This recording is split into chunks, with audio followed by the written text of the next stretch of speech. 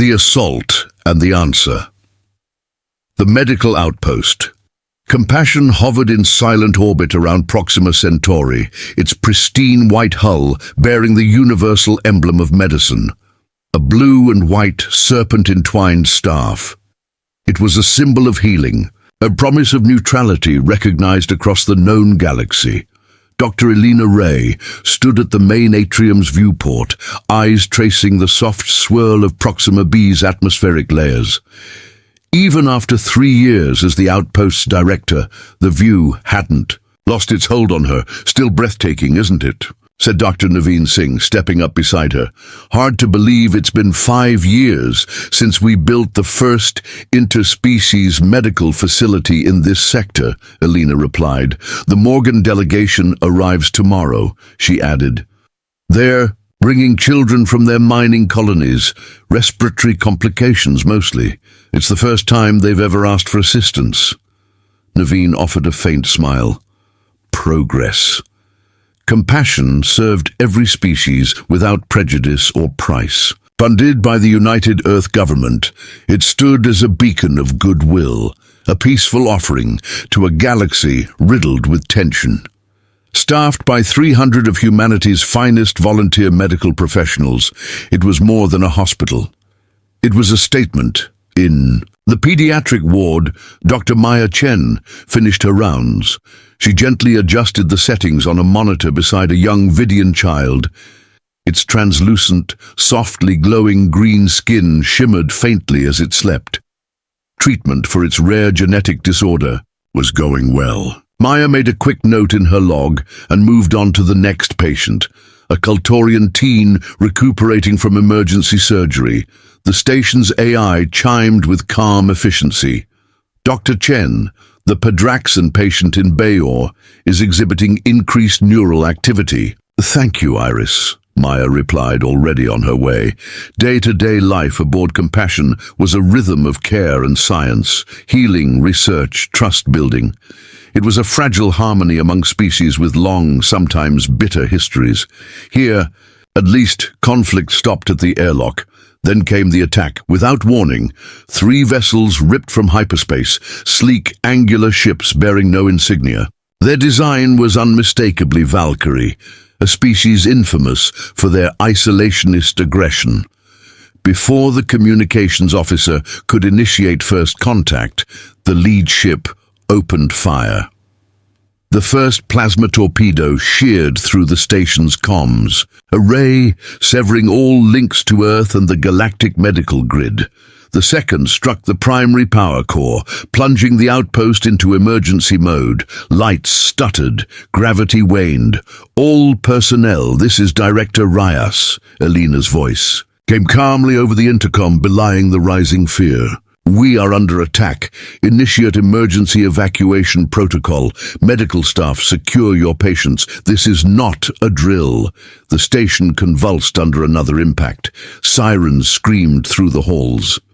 In the surgical bay, Dr. Arjun Patel was mid-procedure on a Nilian diplomat when the first shock hit. The emergency generators snapped online, but the floor trembled with every strike. Stabilize the patient, Arjun commanded, eyes locked on the monitors.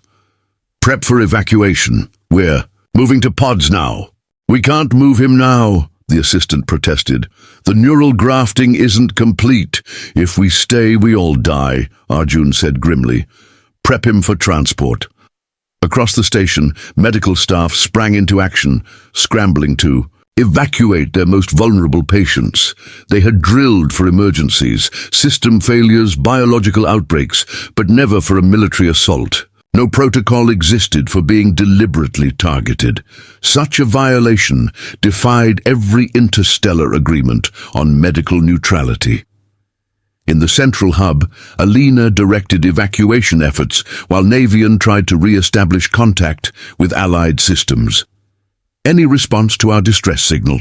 She asked. Nothing, Navian said, his face darkening. They took out our long-range comms. The emergency beacon's active, but the nearest support is 12 hours away. An explosion thundered through the station. Closer this time. Through The viewport, they saw a Valkyrie warship repositioning, its weapons trained on the main hangar, where the evacuation pods were launching. "They're targeting the evac pods," Alina whispered, horror dawning. "They know what they're doing." Aboard the lead Valkyrie vessel, Commander Zerthal observed the unfolding destruction with cold precision. "Target their escape vessels. No survivors." His second-in-command hesitated. "Commander, our scans confirm this is a medical facility. 17 species aboard, including Valkyrie children from the outer colonies. They're contaminated by human medicine," Zerthal said flatly. "The High Council was clear. Human expansion must be checked. Their so-called humanitarian outposts are the vanguard of colonization. But the Galactic Concord protects." "Follow your orders, Sub-Commander," Zerthal snapped, "or I'll find someone who will." The bombardment lasted 47 minutes. When it ended, Compassion was a shattered hull, venting atmosphere into the void. Of the 62 pods launched, only 17 evaded Valkyrie fire. The rest were annihilated. Doctors, nurses, patients, all lost. One surviving pod tumbled through space. Inside, Dr. Maya Chen, 3 nurses, and 4 critical patients huddled. In silence, Maya activated the emergency recorder. "This is Dr. Maya Chen of Medical Outpost Compassion. We were attacked without warning by Valkyrie warships. They targeted medical personnel and patients during evacuation. 173. Confirmed dead. They knew we were medics. They knew. And they fired anyway." 20 hours later, deep beneath Geneva, in the command complex of the United Earth Defense Council, President Sofia Alvarez watched Maya's message for the 3rd time. Her face remained unreadable, composed, but her eyes blazed. Around the war room table sat 12 senior advisors, military chiefs, intelligence directors, and diplomatic heads. "Options?" she asked quietly as the recording ended. Admiral Kazuo Nakamura, commander of the Earth Fleet, spoke first. "Standard protocol calls for a formal diplomatic censure and an elevated defensive posture around our remaining outposts." "And how many more will die while we work through standard protocol?" General Maria Das asked, her voice taut. "They attacked medics. That's a war crime under every galactic charter." Director Liu Wei of Intelligence cleared his throat. "Our analysis confirms this wasn't rogue action. It was a sanctioned strike, authorized by the Valkyrie High Council. They're testing us, probing for weakness." "And if we show weakness?" President Alvarez asked. "They'll escalate," Liu said. "The Valkyrie respect only strength and fear." The room fell silent. Sofia Alvarez had led Earth through 8 years of peaceful expansion. She championed the Medical Outpost Initiative as a symbol of unity and compassion. Now, that symbol lay in ruins. "What about the Guardians?" she asked. Uneasy glances passed around the room. Admiral Nakamura shifted in his seat. "Deploying. The Guardians would be extreme. Isn't that what this demands?" she countered. "They committed an atrocity.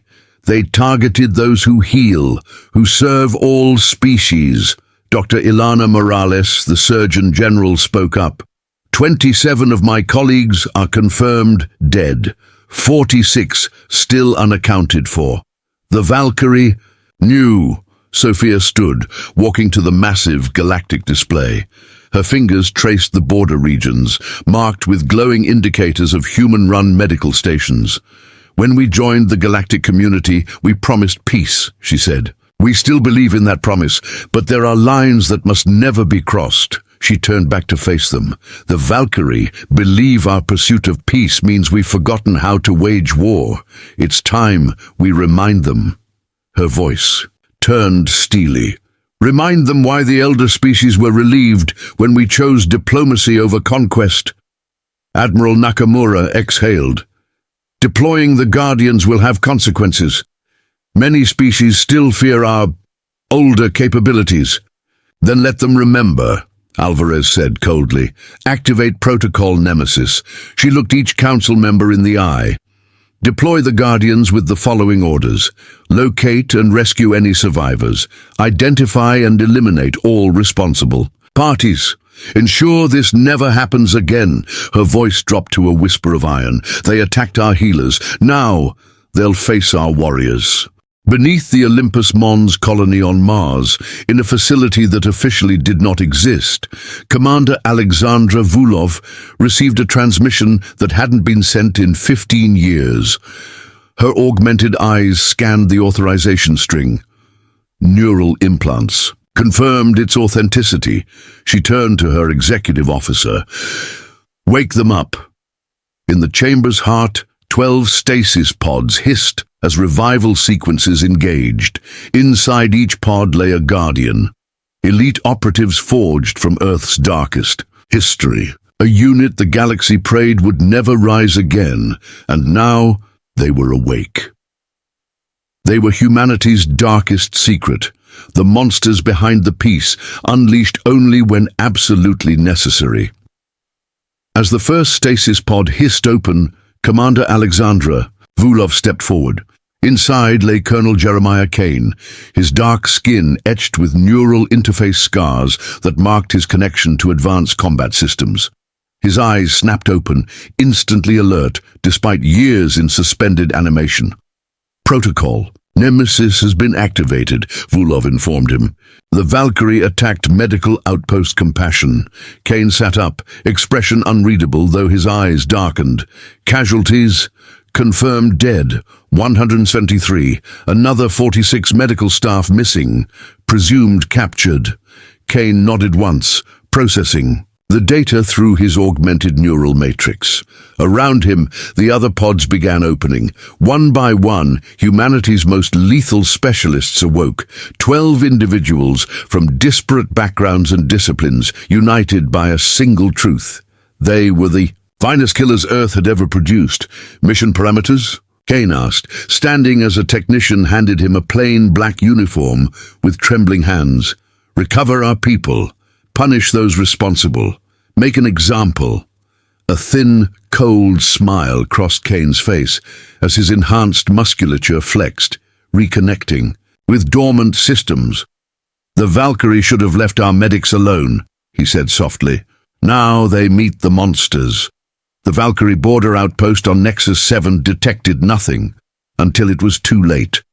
One moment, their sensors read empty space. The next, a stealth vessel appeared in high orbit, dropping 12 insertion pods like blazing meteors toward the surface.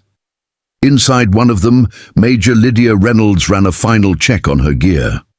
Once Earth's top infiltration operative, she had volunteered for the Guardians program and been rebuilt with advanced tech that rendered her nearly invisible to detection systems. Impact in 30 seconds, she reported across the neural link connecting all Guardians. Unlike conventional forces, the Guardians didn't operate as a team. Each was a solitary hunter, outfitted for maximum psychological and tactical devastation. The pods slammed into the atmosphere. Ablative shielding peeled away as they streaked toward their targets. Reynolds's pod hit ground 20 meters from the outpost's perimeter. For 3 seconds, silence. Then, Valkyrie guards cautiously approached. Her pod erupted, not in fire, but in a swarm of microscopic drones. They swirled around the guards, attaching to exposed flesh and injecting paralyzing agents.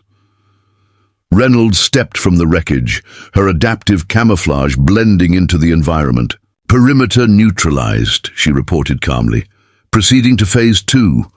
Elsewhere, the remaining pods deployed with surgical precision. Each Guardian had a specific target and absolute authority to act. Lieutenant Marcus Chen, once Earth's most infamous systems infiltrator, had landed near the communications hub. Even before reaching the building, his neural implants interfaced with Valkyrie systems, feeding him live schematics and security patterns. The guards at the entrance never saw him. Their feed looped to display an empty corridor as he passed. Inside, He placed a palm on the primary console. Microfilaments extended from his fingers, physically linking him to the Valkyrie network. His enhanced mind surged with data, scanning for actionable intelligence. "Communications secured," he announced. "I've located 3 additional outposts linked to the attack on Compassion. Prisoner transport records indicate 17 medical staff are alive, held at 4 separate facilities." Kane's voice cut through the neural link. "Coordinates transmitted. Primary objective updated. Recover our people first, then proceed to secondary objectives." At the Nexus 7 command center, Commander Turvin struggled to make sense of the chaos. Alarms shrieked from multiple zones. Reports were jumbled. Communications from guard posts went dark one after another. Security feeds showed empty hallways, while screams echoed in the background. "Deploy all combat units," he barked, slamming a 4-fingered hand onto the console. "Lock down every sector." "Too late for that," said a calm voice behind him. Turvin spun, stunned. A human woman stood in the heart of his command center. Impossible given the sealed doors and stationed guards.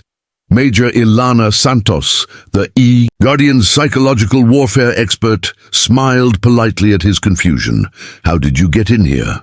Turvin demanded, drawing his sidearm. Santos didn't flinch. "I walked in. Your guards saw what I wanted them to see."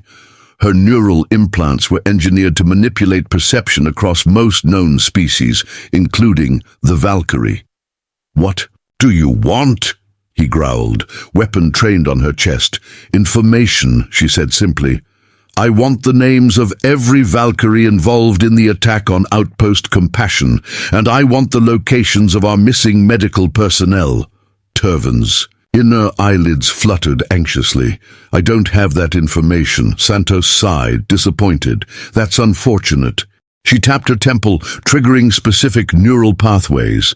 A faint shimmer passed through her skin as pheromones, precise and engineered, were released.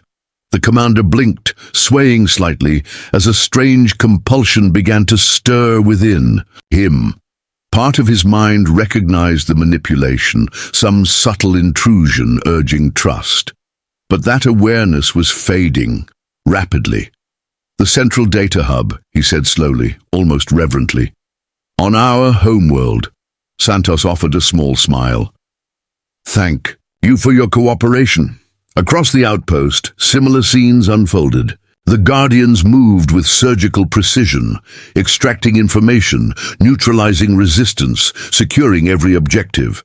They didn't kill unless necessary, not out of mercy, but because fear was far more effective than death. The Valkyrie had never encountered enemies like this, soldiers who moved faster than thought, who seemed to anticipate every tactic before it could be executed, who used Valkyrie biology, psychology, and strategy against them. Rumors began to spread, of shadows that whispered, of warriors who wouldn't die, of humans who were something more and something less than human. Within hours, the first medical personnel were recovered. Dr. Navy Singh and 4 nurses found in a makeshift detention cell, malnourished, interrogated, but alive. "They kept asking about Earth's defenses," Navy said to Colonel Kane as she boarded the extraction vessel. "They were convinced our medical outposts were cover for intelligence operations." Kane's expression remained neutral. "Rest now, Doctor. We'll take it from here." As the Guardians expanded their operations to other Valkyrie installations, similar reports began to reach the Valkyrie High Council. The attacks were clean, precise, military targets only, few casualties but maximum psychological impact. At each site, the Guardians left a message. A looping transmission across emergency frequencies. Footage from Outpost Compassion, the destruction, the targeted evacuation pods, the final broadcast from Dr. Maya Chen, and then the calculated dismantling of Valkyrie military power. In the central chamber of the Valkyrie High Council, supreme, Leader Zarvak watched the footage with silent horror. "How is this possible?" he demanded. "How can 12 individuals neutralize our most secure defenses?" Fleet Admiral Kuran stepped forward, hesitant. "They are not conventional humans. Intelligence confirms they're augmented far beyond baseline. A special unit called the Guardians, decommissioned 15 Earth years ago." "Then why have we never heard of them?" Zarvak barked. Kuran lowered his eyes. "Because the last species that provoked them no longer exists." A chilling silence settled over the chamber. "The Drenther Imperium," Kuran added, voice soft, "once controlled 27 systems. In under 2 months, they were reduced to a single refugee world." The council fell silent. Most had assumed the Drenther fell to civil war. Now it seemed the truth was far worse. "We must negotiate," said the council diplomat. "The humans have recovered most of their own. Perhaps they will accept reparations." A communications officer burst into the room, pale and breathless. "Supreme Leader, we've lost contact with the Central Defense. Grid planetary shields are deactivating. High above Valkyria, aboard a stealth vessel in geosynchronous orbit, Colonel Kane watched the unfolding events from the bridge." "Status," he ordered. 13 of 17 medical personnel recovered," Lieutenant Chen reported. 4 confirmed dead from interrogation. We've identified all command personnel involved in the attack on Compassion, including Commander Zerval." "And the defense network?" "Fully compromised. Shields down, weapons offline. Communications are ours." Kane nodded. "Broadcast to the planet. I want every Valkyrie to see what happens when you target our healers." Across the Valkyrie homeworld, every public screen and private console flickered to life. First came the footage, the massacre at Outpost Compassion, the deaths, the plea from Dr. Maya Chen. Then came the footage of the Guardians, dismantling Valkyrie defenses as if they were made of glass. And finally, Colonel Kane, standing in the Valkyrie High Command War Room, the most secure location on the planet. "People of Valkyria," he began, voice calm, almost conversational. "You don't know us.